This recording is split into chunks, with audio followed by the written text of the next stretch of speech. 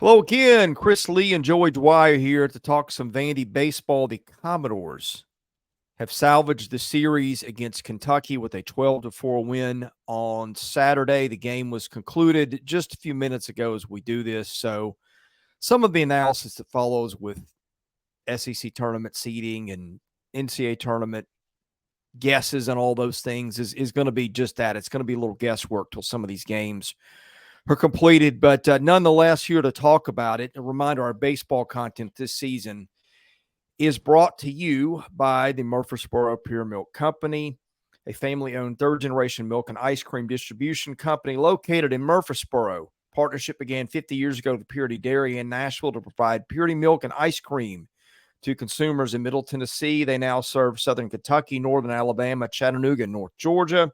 Today, they supply grocery stores, convenience stores, and others with Purity products, as well as Mayfield, Nestle, and Haagen-Dazs ice cream. For more information, visit their website at mpmci.com. Show also presented by our friends at the Wash House. If you're dreading laundry day, if it's stealing time from the things you enjoy, let the laundry professionals at the Wash House take care of that for you with two convenient locations in the greater Nashville area. Drop off your dirty laundry. Our professional attendants will give you back the one thing you can never have enough of, and that's your time. Within 24 hours, pick up your nicely folded, fresh, and clean laundry ready to be put away. Check them out at washhouseclean.com. Stop in today. Get your time back.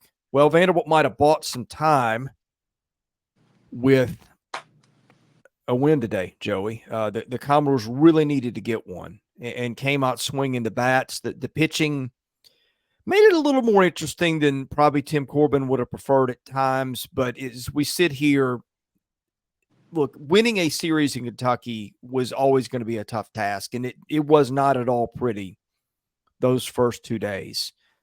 But as we sit here doing this, Vanderbilt's gotten a 13-17 in the league, with an RPI, I believe, of 25 as we speak. That is what it is, which I think will get the Commodores in the NCAA tournament, depending on what happens next week. But anyway, I guess let's start with your thoughts wherever you want to go on baseball right now, because there's a lot to discuss.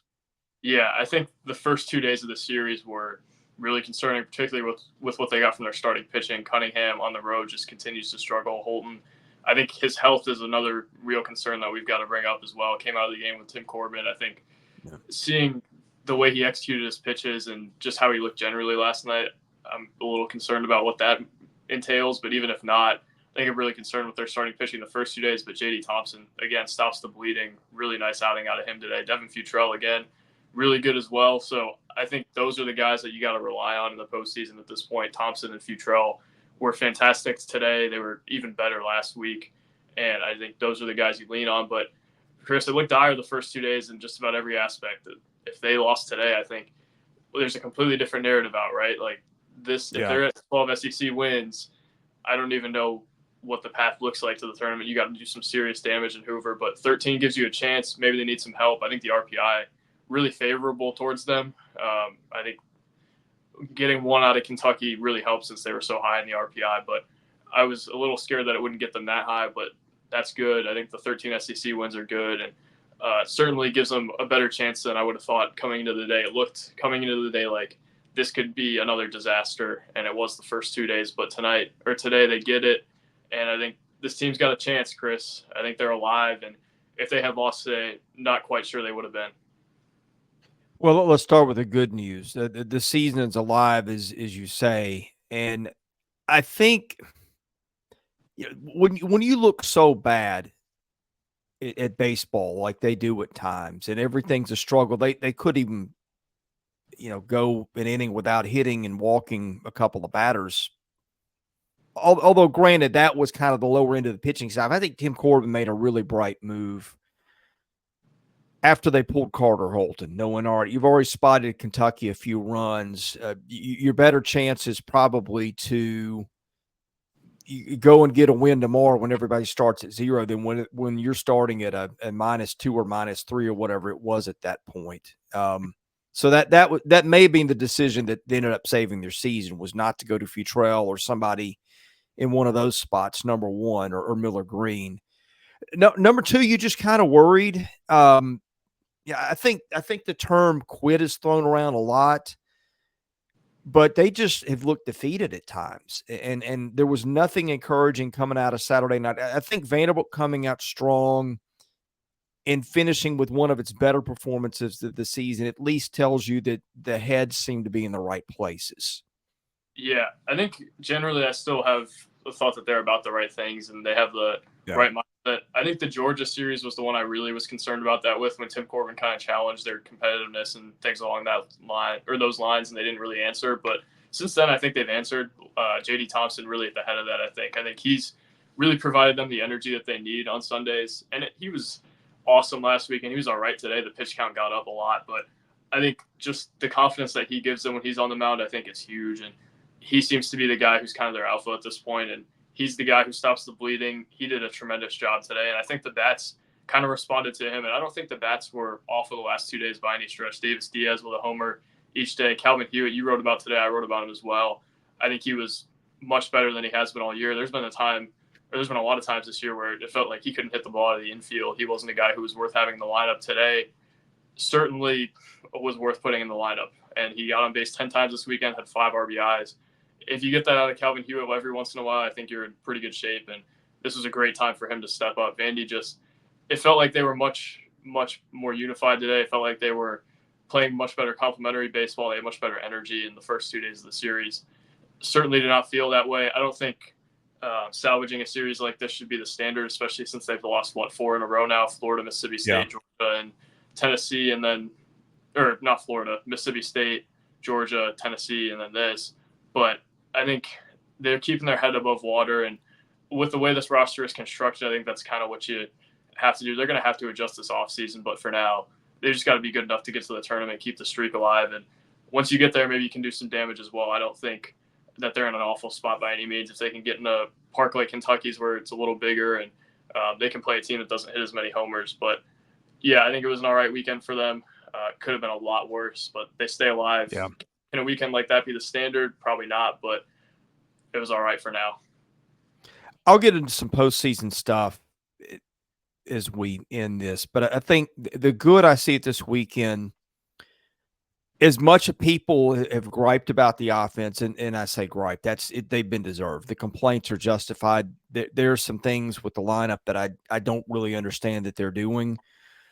But I've always been a guy, I would rather my guys leave a lot of guys on base. And not get the timely hit, because at least it points to ability to get guys on base. I feel like they had guys on base for most of the weekend. I'll go back and look through the old scoreboard here, but I think, gosh, I mean, yesterday they left, 10, 11 guys on, I think. Maybe that was the day before. I don't remember, but it felt like they had scoring opportunities. So Kentucky did a better job for the most part of cashing in on them than Vanderbilt did, but they hit home runs. The base stealing maybe wasn't quite what they would have wanted it to be, but I think you got to give credit to Devin Burks, who's a pretty good catcher. He had a lot to do with that. So I think that's one thing. I mean, are there things with the hitting to be concerned about? Yeah, but I did think they hit the ball okay this weekend, considering who they were playing, and that's not really the hitter's park.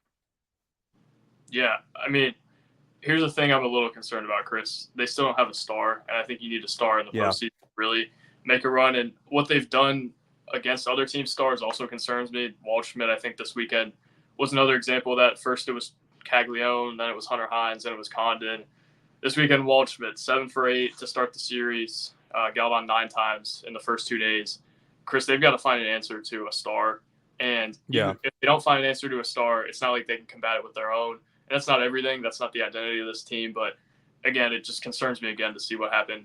And that aspect this weekend, the guys who were supposed to be their star pitchers really didn't show out. But I don't know, Chris. I don't leave this weekend feeling warm and fuzzy, but I think just seeing that the season's alive, and we'll talk about this more, but seeing that it's alive, I think gives you some hope moving forward that maybe they can do some things if they get the right draw in a regional or if they make some noise in the SEC tournament.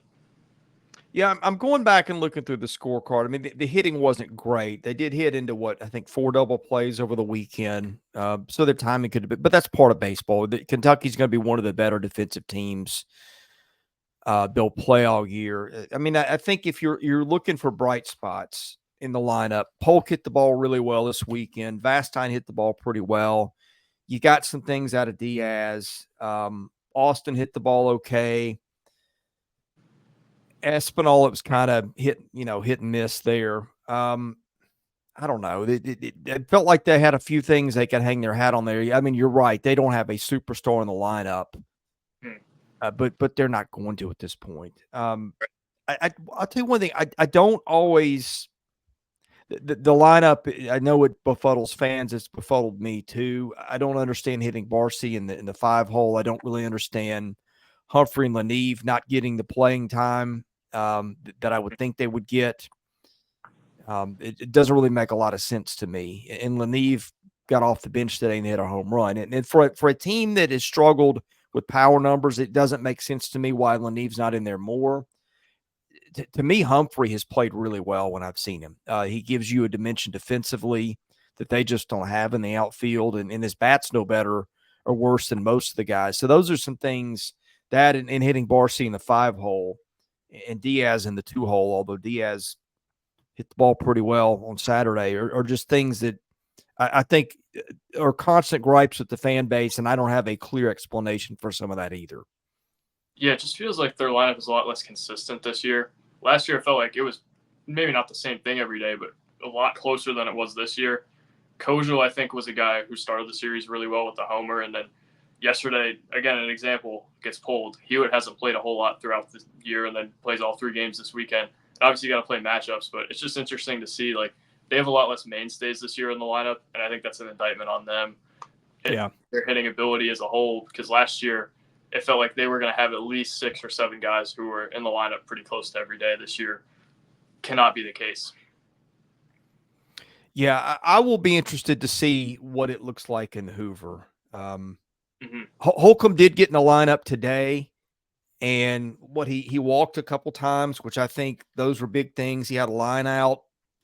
You know, the scoreboard doesn't look great, but he struck out once, had a fly ball out, had a line out, and walked twice. Walks are kind of the thing that are holding him back because teams can just pitch him with breaking balls, especially low and away, and he just swung over the top of those all year. Makes you a little tougher to pitch to when a guy can't count on having that against you. Also had a nice scoop at first today that allowed them to move to Austin to second. I'm sorry. That was a huge scoop by him too. I think it saved a run or two. Yeah, I think it did too. They moved Austin to second, where he participated in a couple double plays. Here was another odd thing about the lineup today. No Cam Kojal, who hit the ball okay at times this week. I'm sure it was a matchup issue.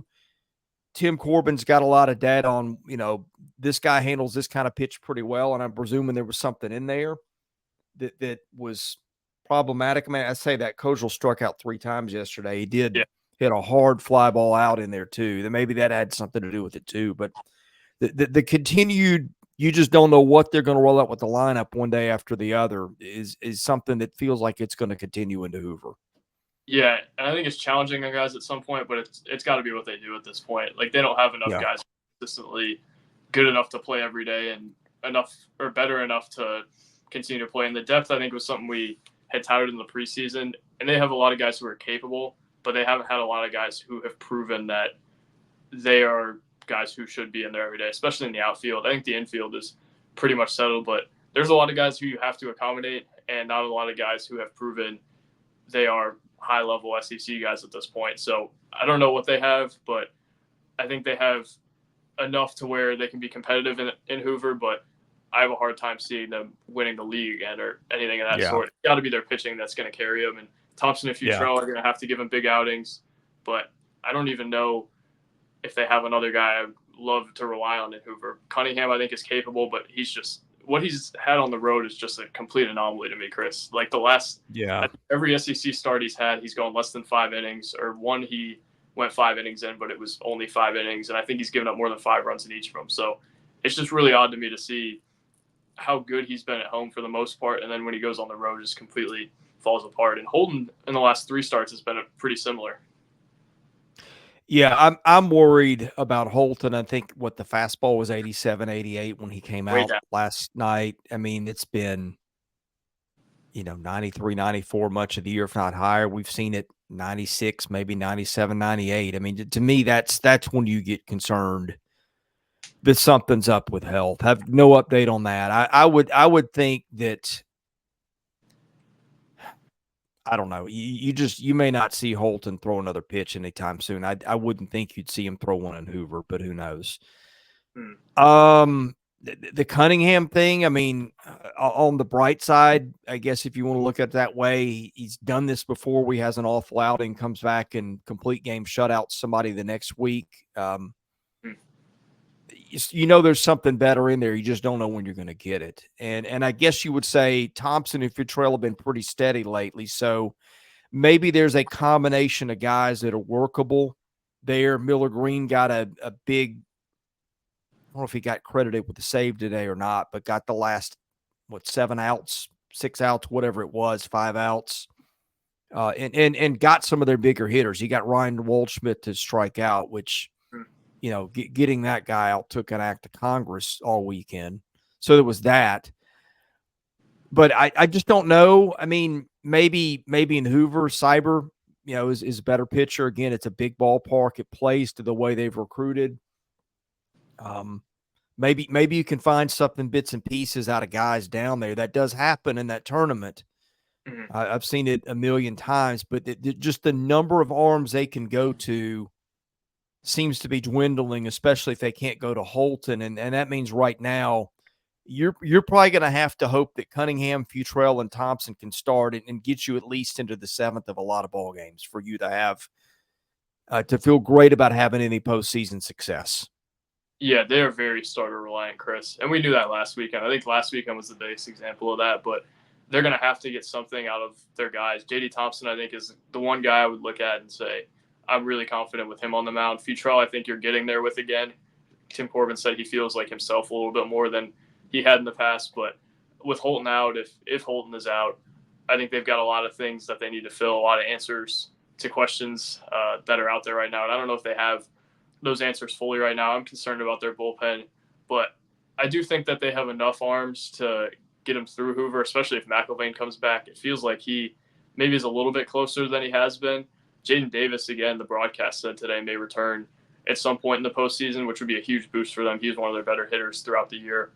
But I don't know that one or two guys coming back fixes what they have. I think it's just got to be they have a lights out performance one day to beat a team, or they get hot at the right time. I think there's flaws with this team that are kind of deeply rooted, but I don't know that you can fix those at this point. I think it's just got to be you live with those and you win with them, which is possible. I mean, they've done it. They took a game from Kentucky, they took a game from Tennessee, so it's possible. But I don't think this team is ever going to be flawless. They just got to hope to get hot at the right No, time, get big no. I outings. mean, yeah, the flaws are very well known at this point, and there's a lot of them. It's just you have workarounds, and I'm glad you mentioned McIlvain. I knew I was forgetting something was that. I mean, maybe if he comes back and gives you 5 in an outing in Hoover, or gives you a couple of 2-3 inning outings, that's a big boost. I mean, other than that, you're going to have to get a pop up something from from a Huseman or a Leboki or somebody just consistently hasn't been very good all year. Now, I mean, the bright spot is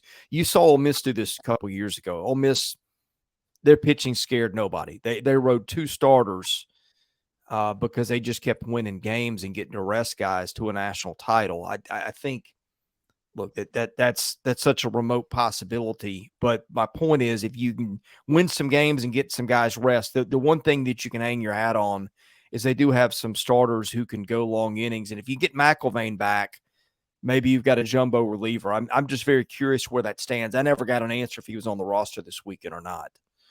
Yeah, I think Cunningham's the guy that I really look at is if he's on, Yeah. a huge help. I mean, look at the Mississippi State outing. What did he throw? 115, 117 pitches, or maybe Yep. even more. I think it was closer to 125 in that game. But it just feels like they have to be perfect. Again, their margin for error is really small in the lineup and with the pitching staff as a result of their bullpen. I think they have to be able to play off of each other and play complementary baseball, which they haven't done for a lot of the year. A lot of the year it's been, well, their starter gives up a few runs and then the offense is completely dead. Look at the Georgia series, right? But if you look at the Auburn series, Jonathan Vastine talked about in that series how he felt that the hitters were really playing off of the pitchers and playing off the confidence they had. You felt that last Sunday when they played Tennessee and Thompson was kind of leading them. You felt that today when Thompson was leading them. He's got to be the leader, and they've got to have more leaders emerge. But I think it might be a little late for that. I have so many questions about this team, but I also have some optimism that maybe they can do some things when it matters the most, because this program does have such a track record of winning, and because there is a path and you've seen them perform at times. This series kind of makes you look at it and say, what the heck, why does that not happen more often though? Yeah, it's a weird sport right now. And let's go on to standings and postseason stuff. Before we do that, reminder, show also brought to you by Sutherland Belk, a family-owned injury law firm. If you or a loved one has been hurt in an accident, give Taylor or Russell a call, 615-846-6200. See what your rights are and if they can help. Also presented by John Levin and the Maynard Nexus Government Contracts Group, which advises government contractors on all aspects of their needs with a proud focus on matching legal solutions to business needs. All right. Where is Vanderbilt going to be in postseason seeding? We don't know. We're still waiting on games to finish. No higher certainly than a 6 seed. I don't know how all the tiebreakers would work as we're doing this. South Carolina, Vanderbilt, if there were a head-to-head tie, Carolina would win that. The problem is Florida's beating Georgia, which was not expected. They'd win the series. What is that score? 12-3 in the 7th as we're doing this. So presuming Florida wins, that's another team that's 13-17 in the league. LSU is up big on Ole Miss. That one's 8-1 in the 6th. Presuming LSU wins, that's another team in that 13-17 mix. Alabama's got a game with Auburn tonight. Auburn has won the first 2 in the series. If Alabama wins that, that's 5 teams tied at 13-17. I can't even begin to know how to sort that out, but that is what you're looking at. And I guess there's 2 things. You really don't know. I mean, I think you root for teams that you're in contention with the bid with to probably lose, but like in the instance of Florida and LSU, you'd prefer them be 12-18 in the league and behind you, but you also beat both those teams too, which makes your series wins look a little better. I think the right answer is you kind of want the teams in that stratosphere that you're in to lose, but there is a benefit to it if that doesn't break that way. Yeah, I think they're either going to get 7th or 8th from the looks of it. That's what Arya tweeted. I think I trust that math. So 7th or 8th is what they're going to be. Chris, do we know who they're going to play? Heck no. I think that the answer is you hope to not play Georgia, and I don't think they will play Georgia, right? The 7 seed gets them the winner, gets them the 10. Again, God help you figuring that out. The winner gets Arkansas. The 8 seed gets you the 9 seed, and then the winner of that gets Tennessee. So I think I know which one I'd prefer to draw in that scenario, given the makeup of this team. But yeah, I mean, here's the one good thing that does get you too, especially those of us who've been to the tournament, covered games, appreciate this. The 7 seed gets you the second game on Monday morning, and the 8 seed gets you the first game on Tuesday night. So you avoid that 9:30 in the morning game, and better yet, you don't want to be in that Tuesday night game, which can start at all kinds of hours of the night, end at all kinds of hours of the night. I know this because I have been there many a time. Yeah, those are some late nights, and I haven't been there, but I've been at a lot of conference tournaments and other sports, and it's killer, Chris. It is. Your mind is pretty much scrambled at that point. So yeah, I don't. We'll trust Aria's math on that, but that's a scenario. I mean, I think right now, I mean, Tennessee, Kentucky, Georgia, Arkansas, A&M, all going to be hosting. Mm-hmm. I think South Carolina is probably your next team in, got the highest ERA of that bunch of teams that could be 13 and 17 ERA, RPI, I mean. But I mean, Vanderbilt's right there. Alabama's got an 18, excuse me. So they're higher, but Alabama could finish 12 and 18. Now, that would be really interesting if Alabama were to finish there, because 12 and 18 doesn't usually get you in, but a top 20 RPI. Although I would presume that's going to fall outside of the top 20. Still, I think you probably won't fall out of the top 25 teams in that range. Never get in.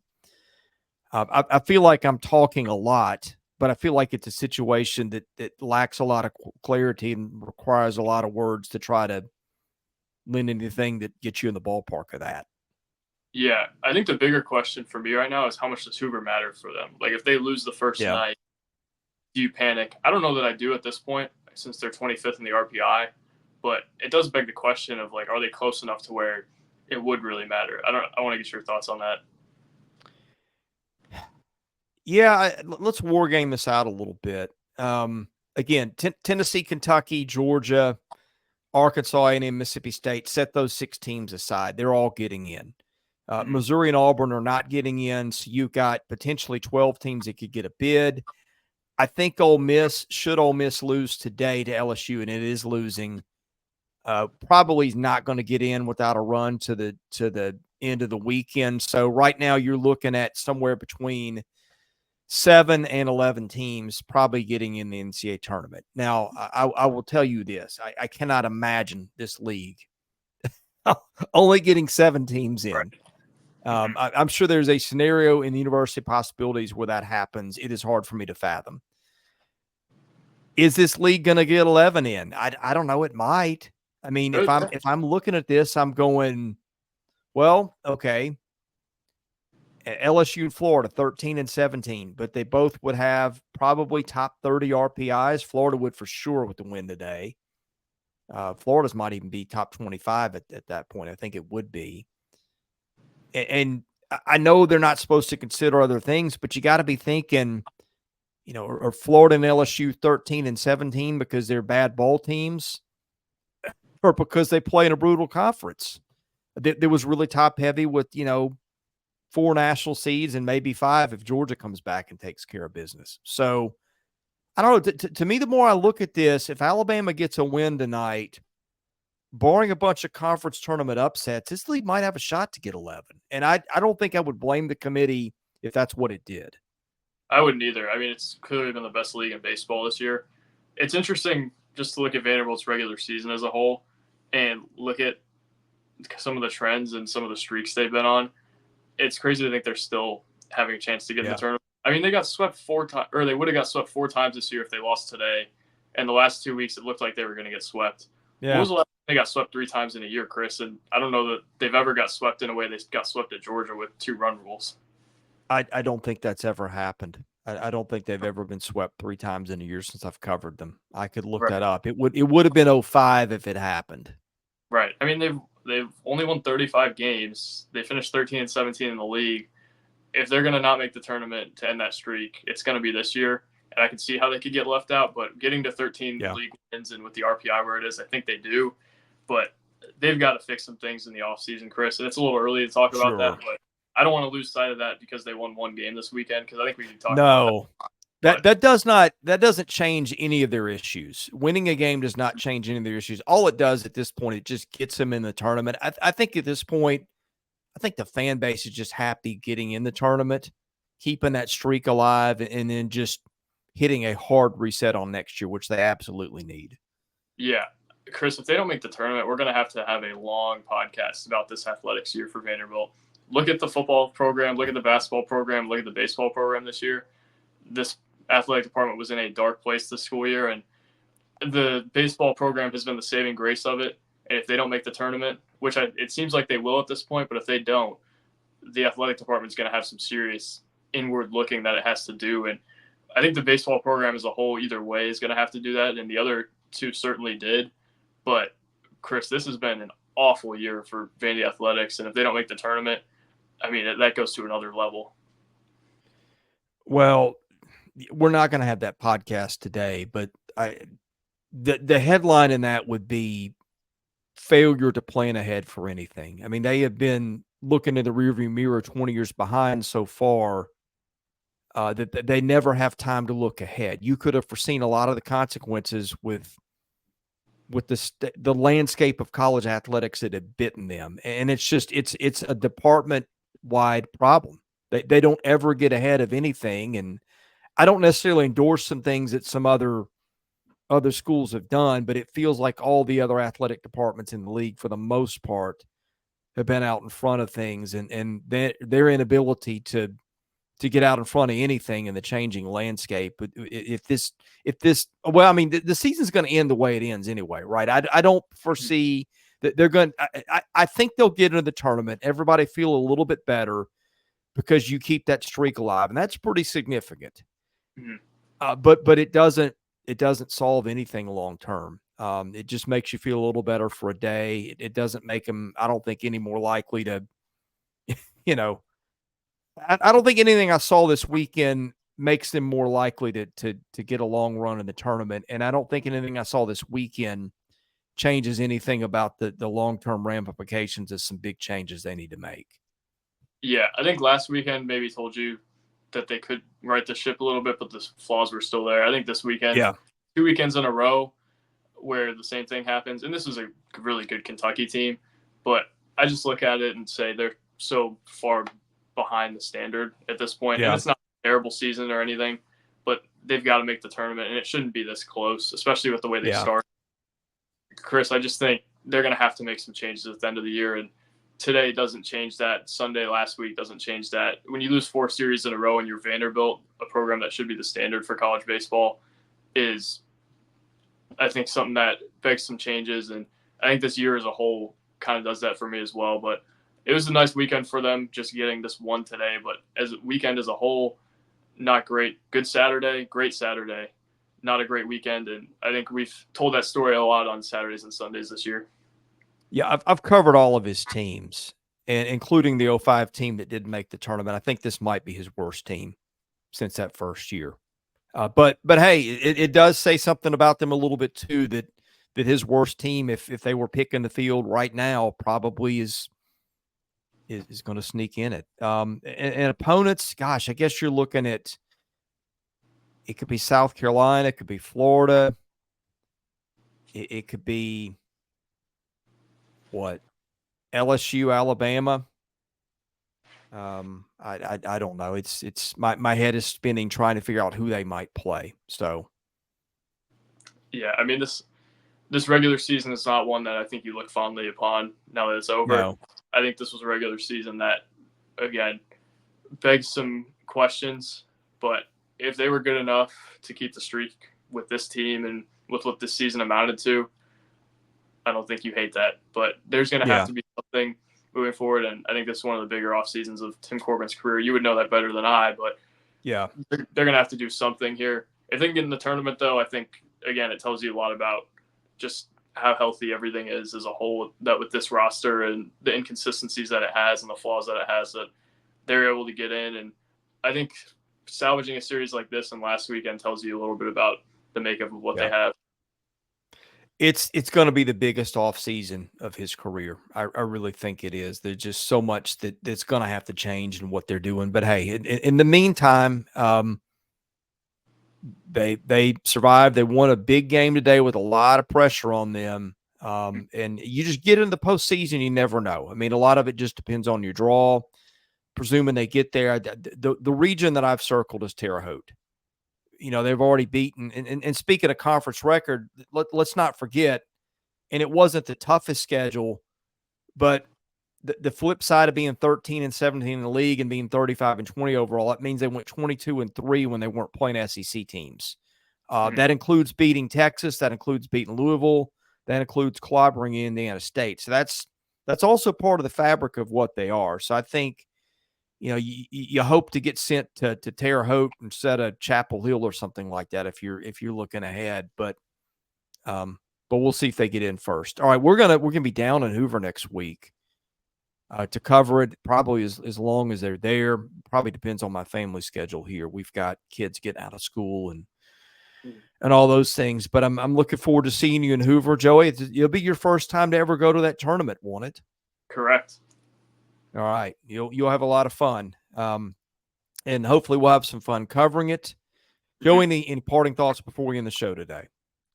Well, Chris, hopefully we're there longer than Tuesday, or at least hopefully I'm Yeah. there longer than Tuesday. But again, it's more of the same thing. Like, there's no real new storylines with this team. It's just, I think they're good enough to get in the tournament. I think they're going to have some things go their way to really make a run in it. But it's a big week for them in Hoover. I think it was a huge day for them, the biggest game of their season, a must win. They won it, but to be in a position on the last day of the regular season that's a must win is not something that I think this program is super familiar with or should be familiar with. Things have to change next year, but for now, they got to make do with what they have. And I think they're doing a decent enough job with what they have right now to give me some optimism moving forward. Yeah, I think a couple more things to watch here. I think they get one more win. Again, it depends on whether you have bid steals somewhere else. I think the chances with one win, the chances that they get in are probably pretty good. Now, here's the thing. Once you win one, you get the double elimination portion. So you got a chance to take on two more losses, although that's going to be, probably against teams that are going to be in the NCAA tournament. One of them would be against maybe an Arkansas or a Tennessee. Those aren't really going to kill your RPI. They're probably going to leave you about the same as you started. Maybe you lose a spot or two. Now, number two, and this is another thing that's interesting, you've got to finish at least one game above 500. So Florida winning today, and I don't understand why Florida didn't schedule an impromptu midweek game, although maybe it was keeping pitching fresh to beat Georgia, which would do you more than beating a Florida A&M in terms of the tournament committee. But Florida wins today. It's 28-26. If it wins one in the opening round of the SEC tournament, it is 29-26. So then I guess either way, Florida, if it wins today, is going to finish over 500. That's a thing to look at. So Florida may have played its way into the NCAA tournament pending being able to finish out Georgia. That's one thing. Number two, I guess I'm just kind of watching Alabama, because I think if Alabama loses to Auburn tonight, then I don't know that 12-18 gets you in, but that RPI is still going to be pretty good. Alabama need a team that needs to do something in Hoover too. But anyway, so many scenarios to unpack. It's just hard to do it till we have the bracket. But in any case, he's Joey Dwyer. I'm Chris Lee. This is the Vandy Sports Podcast. Thanks for watching. We'll see you again soon.